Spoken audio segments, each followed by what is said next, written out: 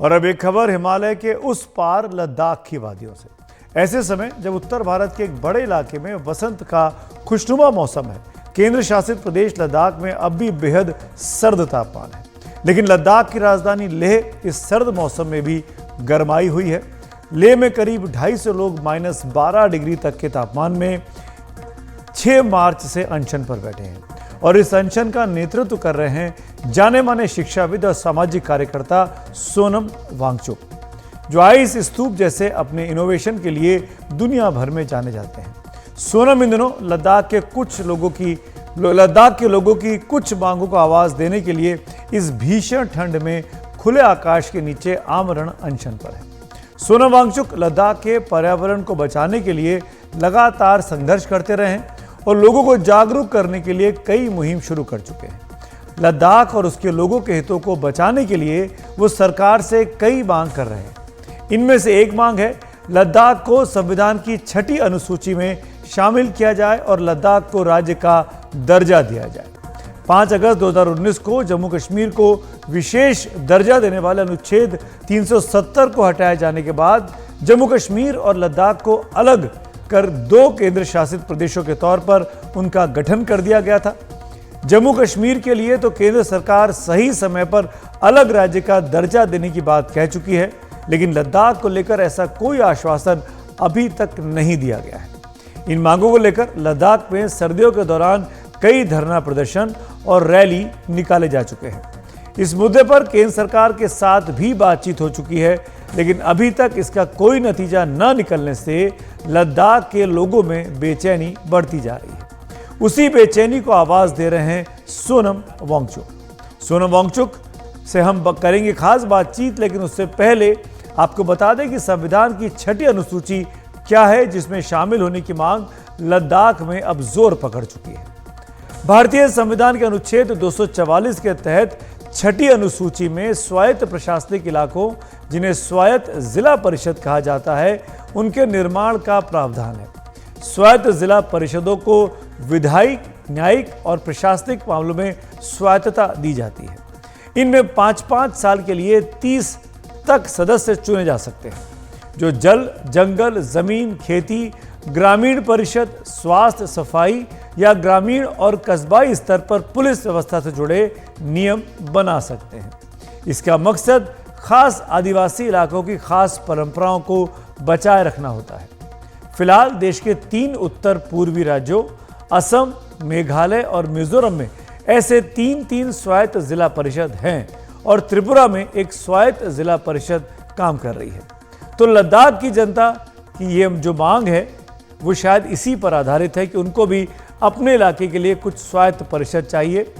इस पर क्या कहना है सोनम वांगचुक का, उनका मन जानने की कोशिश की हमारी सहयोगी नीता शर्मा ने इस खास बातचीत में। आइए उसके कुछ खास बातें आपको सुनवाते हैं।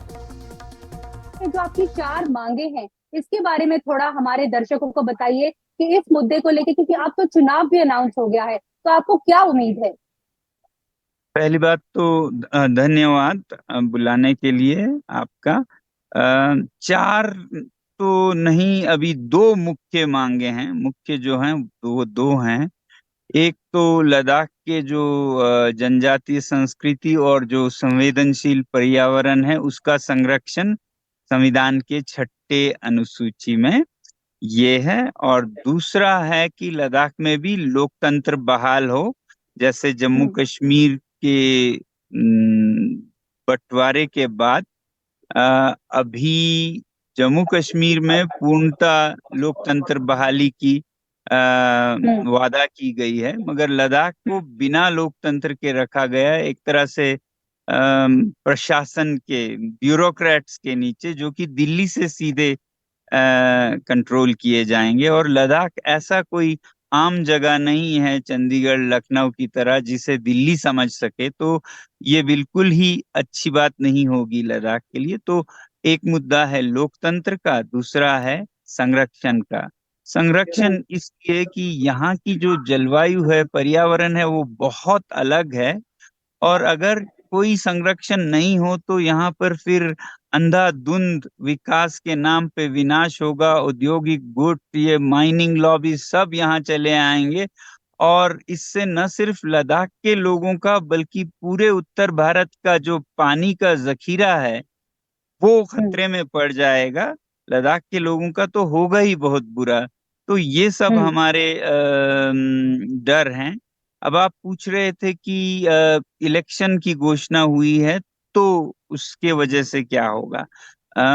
तो हमारा ये है कि ठीक है, इलेक्शन की घोषणाएं हुई हैं, मगर आने वाली सरकार तो दो गुटों में से एक की होगी, या तो एनडीए या इंडिया अलायंस। हम ये कह रहे हैं कि दोनों से हमें एक आश्वासन पत्र जो कि कानूनन मान्य हो ऐसा मिले तो हम ये आंदोलन बंद करेंगे, जिसमें कि ये कहा हो कि अगर हम शासन में आए तो हम इन मांगों को पूरा करेंगे। वैसे हम्म। कांग्रेस ने तो पहले ही कहा है वो ऐसा करेंगे, बहुत पहले कहा है कि लद्दाख को 6वीं अनुसूची में वो संरक्षण देंगे।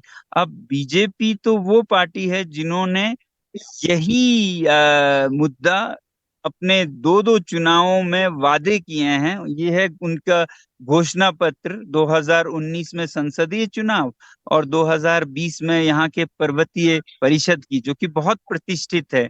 तो दोनों में उन्होंने पहले 3 बिंदुओं में रखा है कि लद्दाख को हम संरक्षित करें।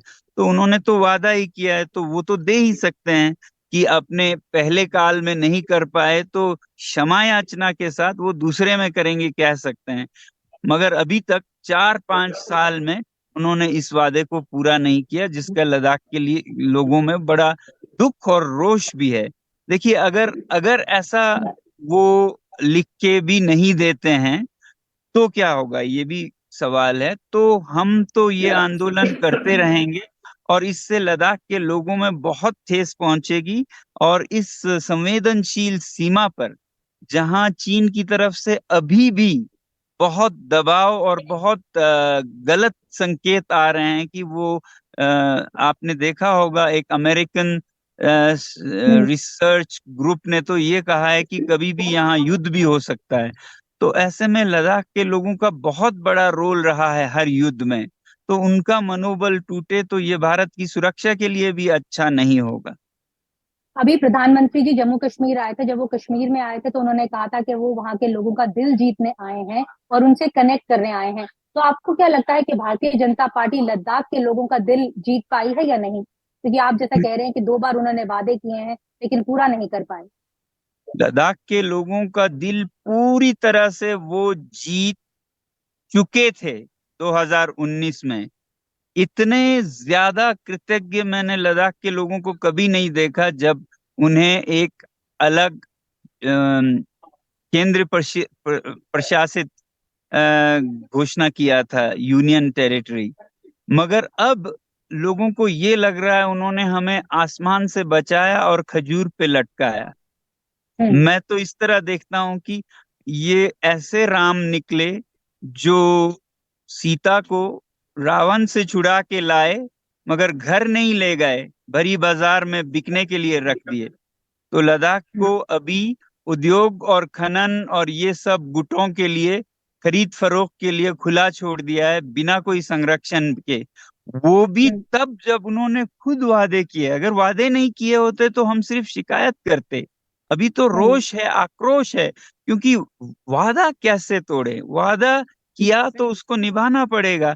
अब राम भक्त जो राम के मंदिर बनाते हैं वो तो राम के आदर्शों पर चलेंगे ना। राम तो मूर्तियों से ज्यादा अपने आदर्शों पे रहते हैं।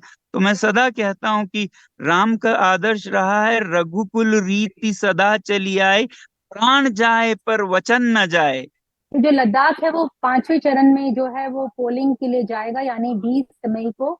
तो आप क्या कहना चाहेंगे वहां के लोगों से? क्योंकि एक सीट जो है, आप लोग पहले 2 सीट मांग रहे थे, करगिल के लिए भी मांग रहे थे, लद्दाख के लिए भी मांग रहे थे, लेकिन फिलहाल एक सीट है वो 5वें चरण पे जाएगा। तो आप क्या कहना चाहेंगे लोगों से?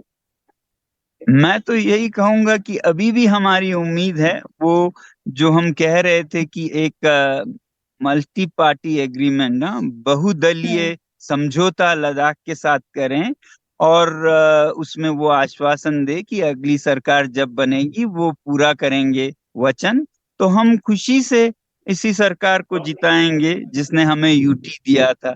अगर ऐसा बिल्कुल। नहीं करते तो हम शायद यहाँ से आजाद उम्मीदवार किसी को जिताएंगे, जो कि अगले 5 सालों में लद्दाख की ये लड़ाई पार्लियामेंट में लड़े। Thank you so much sir. उम्मीद की जानी चाहिए कि जो आप बात कह रहे हैं वो राजनीतिक दल जो है वो उसे सुने भी और समझे भी, क्योंकि स्ट्रैटेजिकली जो है वो लद्दाख बहुत इंपॉर्टेंट है पूरे भारतवर्ष के लिए। शुक्रिया सर। बहुत बहुत धन्यवाद आपका। आप गिने चुने चैनलों में से हैं जिन्होंने हिम्मत दिखाई है हमसे बात करने की।